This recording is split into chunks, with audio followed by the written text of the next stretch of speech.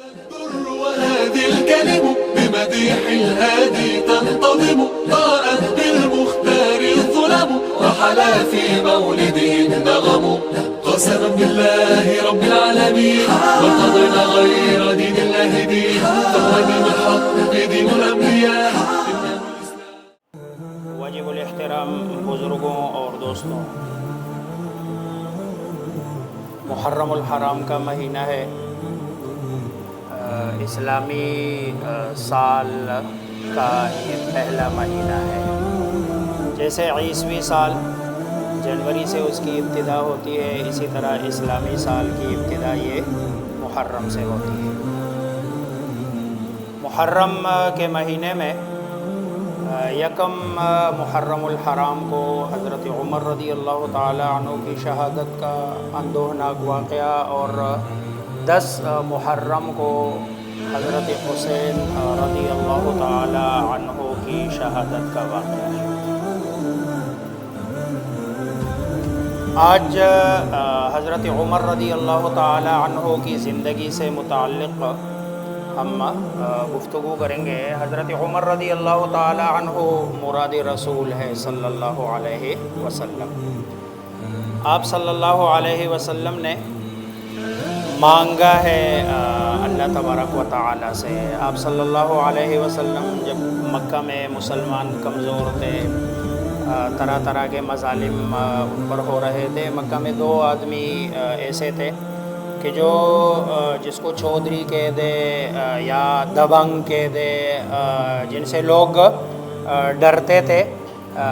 ایک حضرت عمر رضی اللہ تعالی عنہ اور ایک ابو جہل جس کو ہم کہتے ہیں۔ ایک کا نام عمر بن الخطاب ہے اور دوسرے کا نام عمرو بن حشام ہے۔ رسول اللہ صلی اللہ علیہ وسلم نے دعا مانگی ہے، اللہم اعز الاسلام بعمر بن الخطاب او بعمرو بن حشام۔ ان دونوں میں سے ایک کے ساتھ اسلام کو عزت دے۔ اللہ تبارک و تعالی نے وہ دعا جو رسول اللہ صلی اللہ علیہ وسلم کی تھی حضرت عمر رضی اللہ تعالی عنہ کے حق میں قبول کر لی، اور جو مسلمان ہوتا حضرت عمر رضی اللہ تعالی عنہ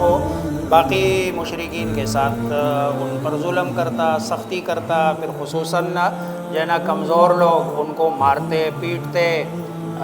کسی نے تانا دیا کہ بھائی آپ لوگوں کو پیٹ رہے ہو اور رسول اللہ صلی اللہ علیہ وسلم کے قتل کرنے کی تم کوشش میں لگے ہوئے، پہلے اپنے گھر کی خبر تو لو، تمہارا تو اپنا بہن ہوئی اور تمہاری بہن مسلمان ہو چکی ہے۔ اس نے کہا نہیں، ایسا نہیں ہو سکتا۔ وہ گئے ہیں اور وہاں جا کے بہنوئی کو مارا پیٹا، بہن کو مارا پیٹا۔ بہن نے آخر میں ایک جملہ کہا جو دل کو لگا کہ تم مارو پیٹو، ہماری جان بھی چلی جائے تب بھی ہم نے رسول اللہ کے دامن کو چھوڑنا نہیں ہے۔ اسلام کے دامن میں جو ایک مرتبہ آئے دوبارہ وہ جاتا نہیں ہے۔ بہن کی یہ بات دل کو لگی ہے، انہوں نے کہا چلو مجھے سناؤ کیا پڑھ رہے تھے۔ چنانچہ وہ قرآن کریم کی آیات جو ایک کاغذ پہ لکھے ہوئے تھے جب وہ پڑھنے لگے، اور اس میں یہ جملہ آیا آمنوا باللہ ورسولہ، یہ جملہ ایمان لاؤ اللہ پر اور اس کے رسول پر، تو ان کے دل پہ لگا اور جناب آواز بلند کہا اشہد ان لا الہ الا اللہ و اشہد ان محمدا عبدہ و رسولہ۔ آپ صلی اللہ علیہ وسلم کے پاس جاتے ہیں، آپ صلی اللہ علیہ وسلم صحابہ کرام کے ساتھ تلوار ہاتھ میں ہے جیسے نکلے ہیں۔ جب وہاں جاتے ہیں تو حضرت حمزہ اور باقی صحابہ کرام رضوان اللہ تعالی علیہم اجمعین آپ کے پاس بیٹھے ہوئے، سب نے کہا عمر آ رہے ہیں۔ تو حضرت حمزہ نے کہا ٹھیک ہے آنے دو، اگر اچھی نیت سے آئے ہیں تو ٹھیک ہے، نہیں اگر بری نیت سے آئے تو اسی کی تلوار سے اس کا کام تمام کر دیں گے، اس کا سر قلم کر دیں گے۔ آپ صلی اللہ علیہ وسلم خود دروازے تک تشریف لائے ہیں اور حضرت عمر کو ریسیو کیا، اور آپ نے پوچھا عمر کیسے آنا ہوا؟ انہوں نے کہا اللہ کے رسول آپ کے حرم میں آیا ہوں اور ایمان لایا ہوں۔ رسول اللہ صلی اللہ علیہ وسلم پر ایمان لا کر گویا کہ آپ صلی اللہ علیہ وسلم سے اپنی محبت کا اظہار کیا۔ پھر آپ سے محبت اس کے بعد آپ صلی اللہ علیہ وسلم سے جو محبت ہے آپ کو، چنانچہ حدیث میں آتا ہے ایک دن آپ نے فرمایا لا یؤمن احدکم حتی اکون احب الیہ من والدہ وولدہ والناس اجمعین۔ تو حضرت عمر نے فرمایا اللہ کے رسول اپنی جان سے زیادہ کوئی کسی سے کیسے محبت کر سکتا ہے؟ تو آپ نے فرمایا پھر عمر تیرا ایمان بھی کامل نہیں ہو سکتا ہے۔ حضرت عمر نے فرمایا اللہ کے رسول مجھے آپ سے اب اپنی جان سے بھی زیادہ جو ہے نا محبت ہے۔ چنانچہ بدر کے موقع پر حضرت عمر رضی اللہ تعالی عنہ نے کافروں کے صف میں اپنے ماموں عاص ابن ہشام کو بھی قتل کیا، اپنے سگے ماموں عاص ابن ہشام کو بھی حضرت عمر رضی اللہ تعالیٰ عنہ، اور یہ رسول اللہ صلی اللہ علیہ وسلم اور اسلام سے محبت ہے کہ آپ اپنے ماموں کو، جو آپ کا سگا ماموں ہے، اور ماموں سے جو رشتہ ہوتا ہے وہ بڑا پیار محبت والا رشتہ ہوتا ہے، لیکن اب آپ رضی اللہ تعالیٰ عنہ قتل کرتے ہیں۔ پھر آپ صلی اللہ علیہ وسلم سے نہیں، آپ صلی اللہ علیہ وسلم کے جو قریبی لوگ ہیں ان سے بھی حضرت عمر رضی اللہ تعالیٰ عنہ کو بہت محبت تھی۔ چنانچہ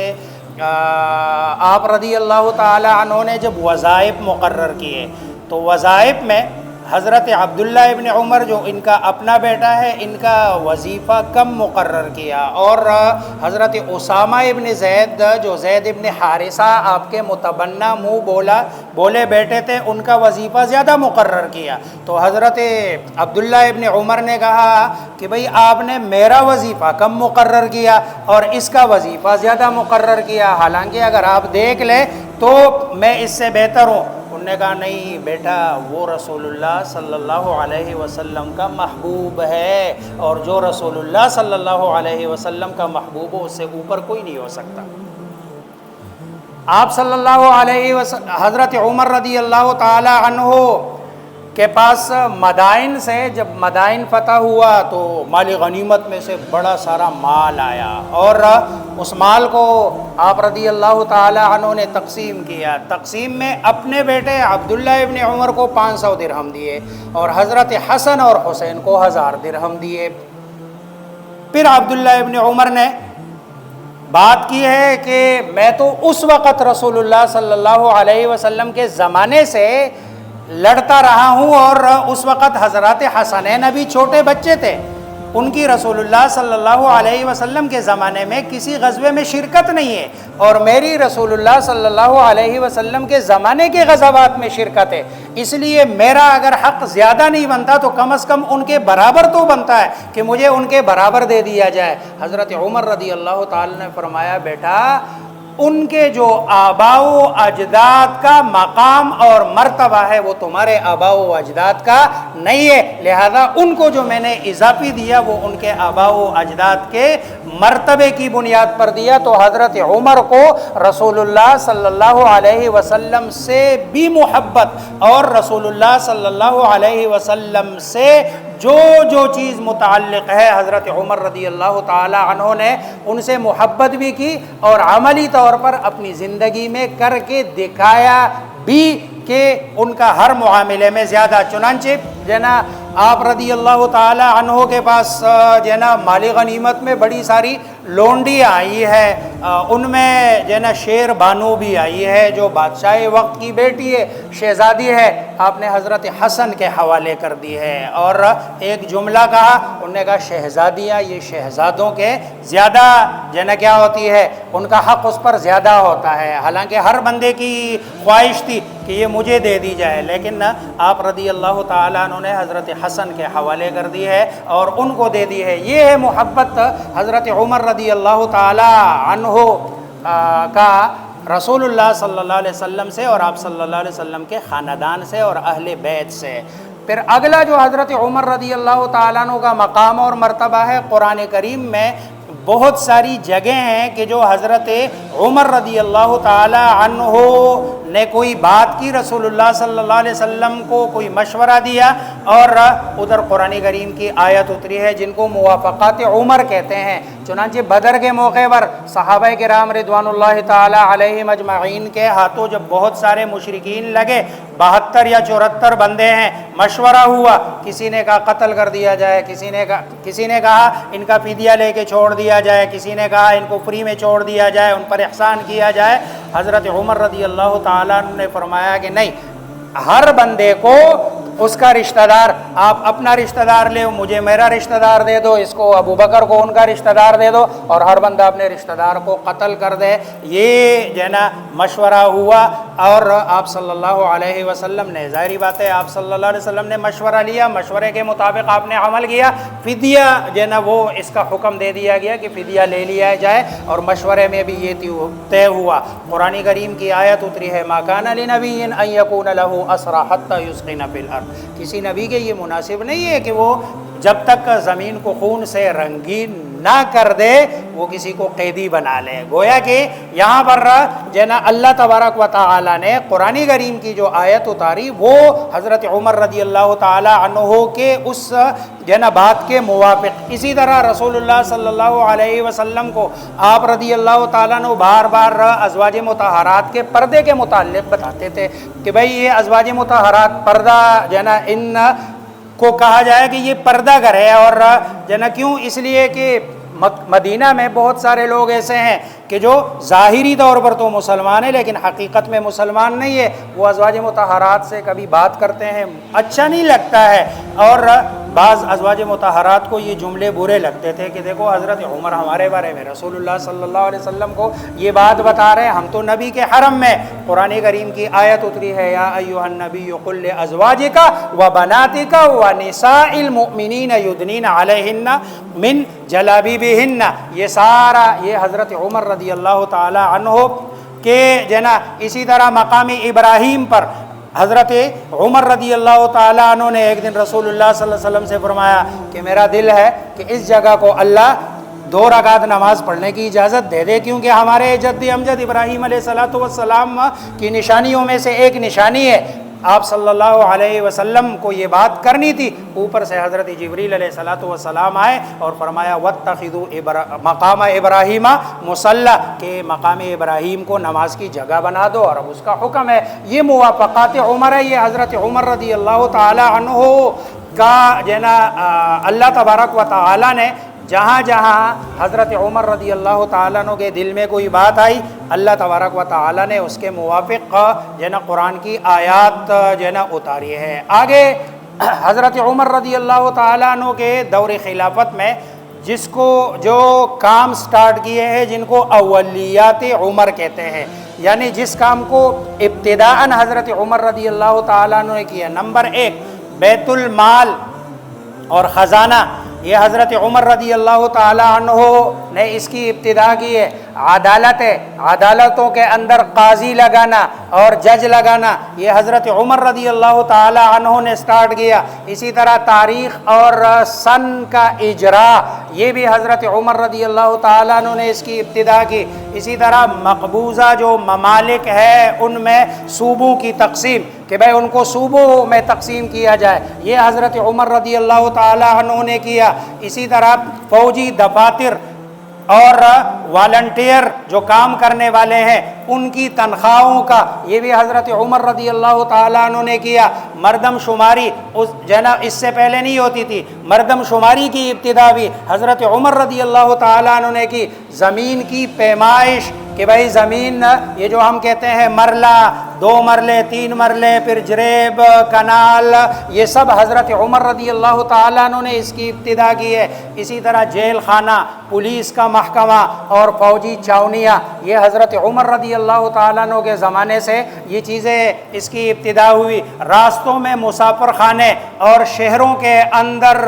جو ہے نا مہمان خانے، یہ حضرت عمر رضی اللہ تعالیٰ عنہ کے زمانے سے ان کی دور خلافت میں اس کی ابتدا ہوئی۔ اسی طرح غریب عیسائیوں اور یہودیوں کے لیے ماہوار وظیفہ، یہ حضرت عمر رضی اللہ تعالیٰ عنہ نے مقرر کیا۔ آج بھی اگر آپ یورپ کے بہت سارے ممالک ہیں جہاں عمر لا کے نام سے بوڑھوں کے لیے، بچوں کے لیے اور ایسے لوگ جن کو کام نہیں ملتا یا کام نہیں کر سکتے ہیں ان کے لیے وظائف مقرر ہے، اور وہ وظائف عمر لا کے نام سے آج بھی دنیا میں موجود ہے۔ لیکن آج مسلمان بھول گیا ہے کہ حضرت عمر رضی اللہ تعالیٰ عنہ نے جو جو اصلاحات کیے ہیں، جو جو انہوں نے مملکت کو چلانے کے لیے جو جو انہوں نے راستے بتائے ہیں، اس کو ہم مسلمان نہ بھول گئے۔ اسی طرح مساجد میں رات کو روشنی کا انتظام، یہ حضرت عمر رضی اللہ تعالیٰ عنہ کے دور خلافت میں ہوا۔ راستے میں پڑے ہوئے بچوں کے لیے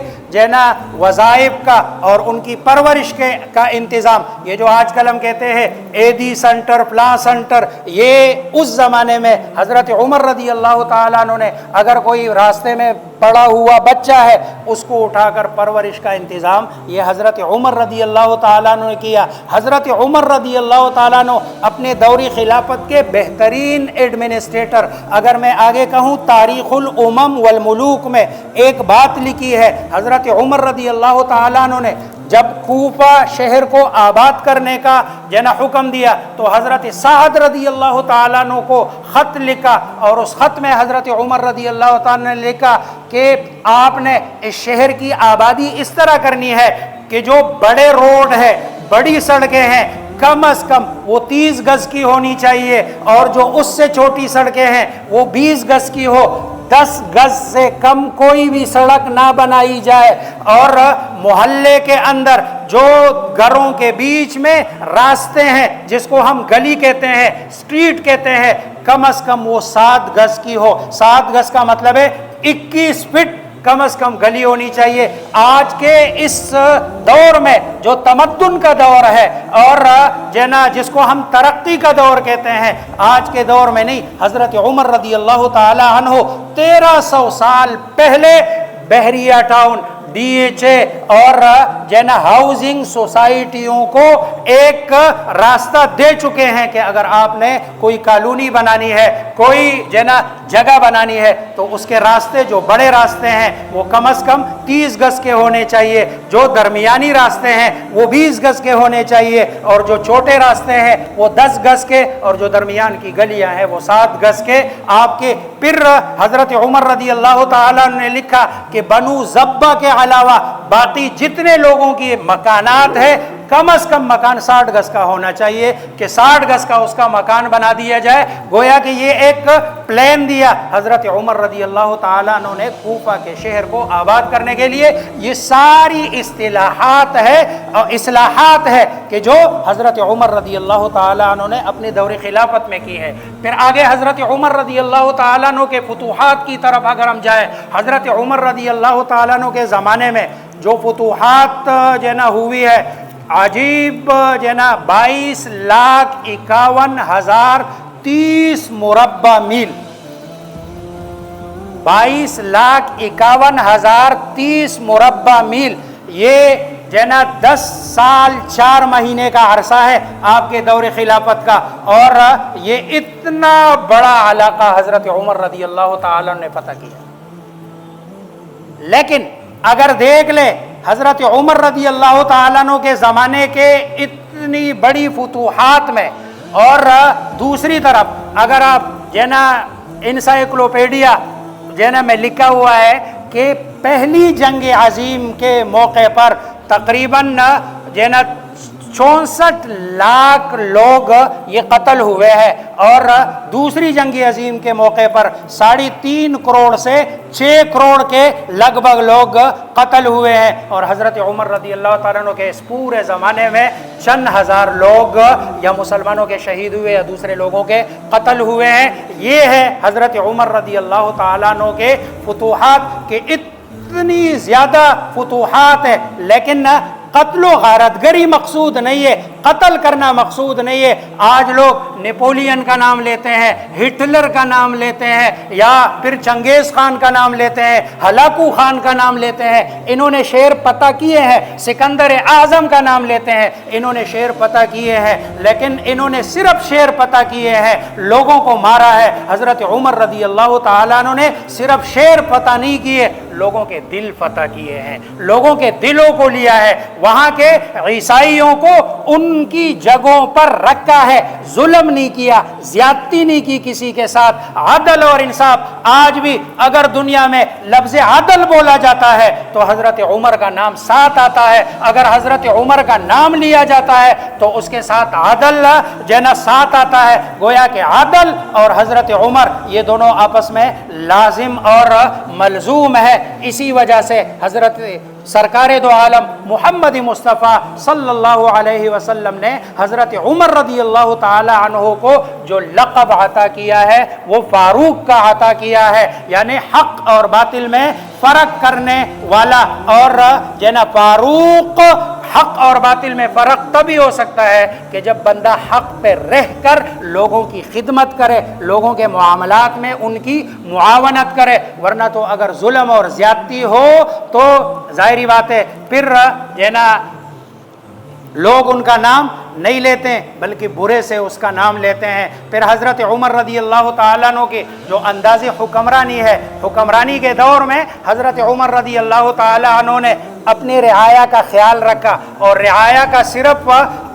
اشرافیہ کا خیال نہیں رکھا، جو سب سے نچلا طبقہ ہے اس کا حضرت عمر رضی اللہ تعالیٰ عنہ نے زیادہ خیال رکھا۔ رات کو حضرت عمر رضی اللہ تعالیٰ عنہ اپنے دور خلافت میں گلیوں میں مدینہ کے اندر گشت کرتے تھے، گھومتے تھے، پھرتے تھے، معلوم کرتے تھے کہ کسی کا کوئی مسئلہ تو نہیں ہے، کسی کو کوئی بات تو نہیں ہے۔ چنانچہ ایک دن رات کو گشت کر رہے ہیں، ایک شیر خوار بچہ رو رہا ہے، ماں اس کو منع کر رہی ہے اور اس کو کہ نہ رو اور دودھ نہیں پلا رہی ہے۔ حضرت عمر رضی اللہ تعالیٰ عنہ نے جب سنا، جا کے پوچھا بھئی یہ کیا کر رہی ہے، آپ تو بڑی ظالم ماں ہے، بچہ رو رہا ہے، آپ اس کو دودھ نہیں دے رہی ہے۔ انہوں نے کہا اصل میں حضرت عمر نے قانون بنایا ہے، اور وہ قانون یہ ہے کہ بچے کا اس وقت تک وظیفہ جاری نہیں کیا جائے گا جب تک کہ بچہ دودھ نہ چھوڑے۔ جب تک وہ دودھ پی رہا ہے اس وقت تک اس کا وظیفہ نہیں جاری کیا جائے گا، اس لیے میں چاہتی ہوں کہ بھائی یہ دودھ چھوڑ دے تاکہ جلد از جلد اس کا وظیفہ جاری ہو جائے۔ حضرت عمر رضی اللہ تعالیٰ عنہ اگلے دن جو سب سے پہلا فرمان جاری کیا کہ آج کے بعد جو بھی بچہ پیدا ہوگا اس کا اسی دن سے ہی وظیفہ جاری کیا جائے گا، تاکہ کوئی ماں اس وجہ سے کہ بھائی اس کا وظیفہ جاری نہیں ہوا اپنے بچے پر ظلم نہ کرے۔ حضرت عمر رضی اللہ تعالیٰ عنہ ایک دن رات کو گشت کر رہے ہیں اور ایک بدو کو دیکھتے ہیں، وہ باہر خیمے کے بیٹھا ہوا ہے۔ حضرت عمر قریب جاتے ہیں، قریب جا کے پتہ کرتے ہیں بھائی کیوں بیٹھے ہوئے ہیں۔ انہوں نے کہا میری گھر والوں کے ہاں ولادت ہے اور بچہ پیدا ہو رہا ہے۔ حضرت عمر رضی اللہ تعالیٰ نے فرمایا گھر میں کوئی اور خاتون؟ انہوں نے کہا نہیں ہے۔ آپ اٹھتے ہیں، گھر جاتے ہیں اور اپنی بیوی ام کلثوم کو ساتھ لیتے ہیں، واپس جاتے ہیں اور وہاں اس خیمے میں چھوڑتے ہیں، باہر کھڑے ہوتے ہیں اور انتظار میں ہوتے ہیں۔ اندر سے ام کلثوم کی آواز آتی ہے کہ عمر اپنے خلیفہ وقت اپنے دوست کو، ساتھی کو مبارکباد دے دو، ان کے ہاں بچہ پیدا ہو گیا۔ تب جا کے اس بدو کو پتہ چلتا ہے کہ یہ تو خلیفہ راشد حضرت عمر رضی اللہ تعالی عنہ ہے۔ یہ حضرت عمر رضی اللہ تعالیٰ عنہ کا انداز خلافت ہے کہ آپ رضی اللہ تعالیٰ عنہ نے اپنی زندگی میں عدل، انصاف اور یہ ایسا کوئی عمل، ایسی کوئی اسوہ جو حضرت عمر رضی اللہ تعالیٰ عنہ کے زندگی میں ہمیں نہ ملتا ہو۔ آپ رضی اللہ تعالیٰ عنہ کو یکم محرم الحرام کو فجر کی نماز میں ابو لؤلؤ فیروز نامی ایک شخص ہے، اس نے خنجر مارا ہے، آپ کو گھر لایا جاتا ہے۔ گھر لا کر آپ کے پاس طبیب آتا ہے، طبیب جب اس کو پہلے شہد کا پانی پلاتے ہیں وہ انتڑیوں کے راستے نکل جاتا ہے، پھر دودھ پلایا جاتا ہے وہ بھی انتڑیوں کے راستے نکل جاتا ہے۔ چنانچہ آپ کو اندازہ ہوتا ہے کہ اب میرے بچنے کے امکانات نہیں ہے۔ آپ رضی اللہ تعالی عنہ اپنے بیٹے عبداللہ ابن عمر رضی اللہ تعالیٰ عنہ کو بلاتے ہیں اور کہتے ہیں کہ جاؤ اماں عائشہ کے پاس اور ان سے ایک درخواست کر لینا کہ عمر خلیفہ نہ کہنا، کہیں ایسا نہ ہو کہ وہ خلیفہ کے لفظ سے متاثر ہو کر مجھے جگہ دے، کہنا عمر آپ سے ایک درخواست کر رہا ہے، اور وہ درخواست یہ ہے کہ مجھے رسول اللہ صلی اللہ علیہ وسلم اور ابو بکر صدیق اب رضی اللہ تعالیٰ عنہ کے قدموں میں جگہ دے دے۔ چنانچہ وہ حضرت عائشہ کے پاس جاتے ہیں اور ان سے درخواست کرتے ہیں، حضرت عائشہ درخواست قبول کرتی ہے اور ان کو جگہ دے دی جاتی ہے۔ حضرت عمر کے پاس جب واپس آتے ہیں عبداللہ ابن عمر، تو حضرت عمر کہتے ہیں ایک بات کا دوسرا خیال رکھنا، جب میرا انتقال ہو جائے، میرا جنازہ اٹھے اور جب دفن کے لیے میں لے جایا جاؤں، ایک دفعہ پھر جانا، حضرت عائشہ سے پوچھ لینا، مجھے ایسا فیل ہو رہا ہے کہ کہیں ایسا نہ ہو کہ بھئی انہوں نے یہ اجازت اس وجہ سے دی ہو کہ میں زندہ ہوں، میرا کوئی روب ہے، دبدبہ ہے، خلیفہ ہے، جب میں مر جاؤں تو ظاہری بات ہے یہ ساری چیزیں نہیں رہیں گی۔ چنانچہ پھر حضرت عبداللہ ابن عمر رضی اللہ تعالیٰ عنہ آپ کے جنازے سمیت ان کے دروازے پہ جا کر دوبارہ پوچھتے ہیں، اجازت ملتی ہے، آپ رضی اللہ تعالیٰ عنہ کو رسول اللہ صلی اللہ علیہ وسلم کے قدموں میں دفنا دیا جاتا ہے۔ قیامت والے دن حضرت عمر رضی اللہ تعالیٰ عنہ، حضرت ابو بکر صدیق رضی اللہ تعالیٰ عنہ اپنے نبی سرکار دو عالم محمد مصطفیٰ صلی اللہ علیہ وسلم کے ساتھ اکٹھے اٹھیں گے۔ اللہ تبارک و تعالی مجھے آپ کو حضرت عمر رضی اللہ تعالیٰ عنہ کی زندگی اپنانے اور ہمارے حکمرانوں کو ان کے طرز حکمرانی کی طرح حکمرانی کرنے کی توفیق عطا فرمائے۔ وآخر دعوانا الحمدللہ۔